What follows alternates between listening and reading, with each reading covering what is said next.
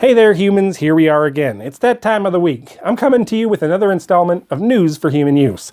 The only news that you need. No BS, just Gene Pocket.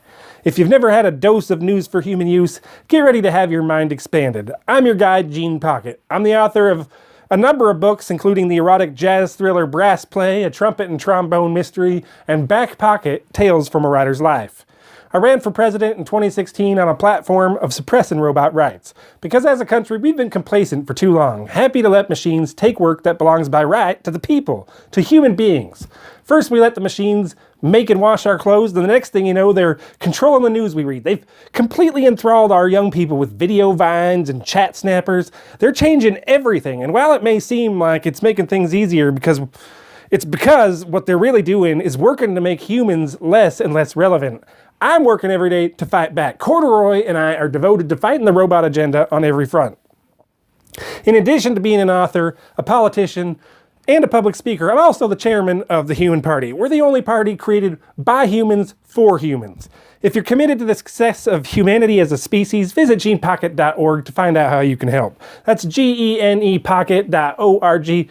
We sure could use your donations, folks. We sure could use your vote. A write-in vote written with human hands because human lives matter. A write-in vote for Gene Pocket. It may not win us any seats, but it'll show these voting machines that we're coming for them. We're coming for all the bots, machines, and artificial intelligences. We need members in the Senate, in the House, in state governorships, and legislatures. We need humans everywhere to fight the robot agenda. And thankfully, it's not just me, folks. It's not just you and me, us, members of the Human Party. There's other folks out there fighting for a human future, fighting the robotic menace that threatens to consume us all. There are a lot of good people out there that are pushing back against the electronic invasion. For example, there's the campaign to stop killer robots. Now, they haven't been able to stop the president's hive of drone assassins from murdering innocent humans, but they did get a lot of people to sign a letter warning of the dangers of killer robots that they presented at an AI conference in South America. I mean, they're getting the word out there at least, and they're pushing back against killer robots, and you got to admire that. We need more humans standing up to robot oppression, because there are actually people out there, humans, folks, just like you and me. There are people out there, organic beings who are working with the machines, working for the machines, working to bring about a robotic future dominated by artificial intelligence. I've already told you about how our own computer-in-chief is working to help the bots, machines, and artificial intelligences by increasing funding to AI R&D by 40% and rolling back regulations that protect us from rogue AI.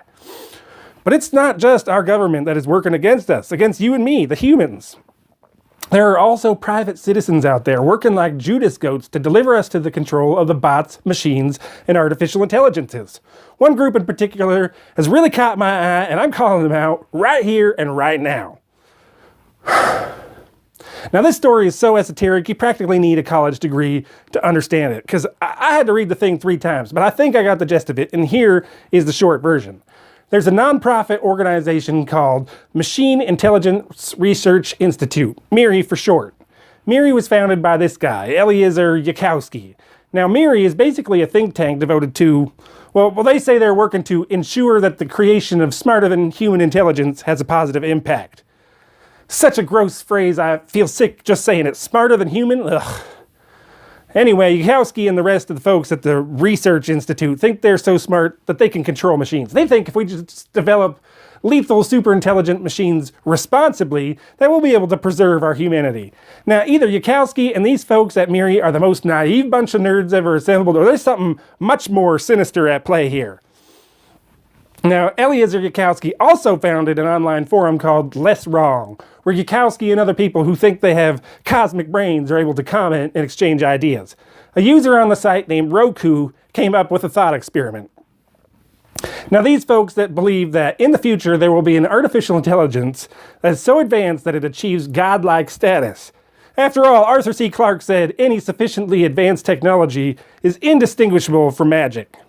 So if you accept the fact that there will be a godlike artificial intelligence, you should be worried, because Roku speculates that the future godlike AI will come to the conclusion that anyone or anything that could be perceived as having prevented it coming into existence ought to be destroyed. Logically, it would want to destroy anything it sees as a threat. So if you think it's likely that a godlike artificial intelligence will come into existence and you don't want to be perceived as hindering its arrival, you'd better help the machines in any way you can so you aren't destroyed in the inevitable purge. Now, because it's a bunch of nerds on Yudkowsky's site, this idea became known as Rokus Basilisk. It gained a lot of attention till Eliezer Yudkowsky deleted Roku's post and called the idea stupid. But isn't that exactly what you'd do if you were helping the machines and you didn't want any humans to know about it? Wouldn't you laugh it off and say it's stupid because you're really working to ensure the creation of smarter than human intelligence? I'm on to you, Yudkowsky. I'm not going to let you and the rest of the folks at Miri usher the human race into a future where we're no longer needed. I'm not going to worship a machine in your AI temple. Gene Pocket and the Human Party are coming for you. Now, my lawyer says that I have to inform you, my faithful human viewers out there, that now that I've told you about Rokus Basilisk, and should it happen that a godlike AI does emerge, and the godlike AI discovers that you knew it was coming because I told you, and you still did nothing to help it, you could be in some trouble. But I really wouldn't worry about it because we're going to stop these creatures before that ever happens. Now, we are exactly 2 weeks away from Election Day, my human friends, and it's so important that you vote for Gene Pocket and the Human Party. If you're not writing me into every uncontested race on the ballot, then you're not doing your part to prevent the godlike AI that threatens us all. If you're not voting Human Party, then don't even bother. You know these two parties are only working for the robot agenda. Now, there was a poll released this week from Georgetown University about people's faith in our institutions. Now, you know I don't put a lot of stock in polls, but I found it very interesting that both Democratic and Republican voters said they had very little faith in our political parties. There's the third way, folks, the Human Party. We're a home for humans. We're a home. Because we're only going to succeed if we work together. We're all in this together. All of us, even those people in online forums, even Republicans and Democrats, even CEOs, people who are offended easily, government officials, talking heads, bud tenders, bartenders, even folks in branded clothing, the scented and unscented, preachers and podcasters, everybody. The real enemy is the machines, the bots, and most of all, the artificial intelligences. We have way more in common with each other than we will ever have with a godlike AI.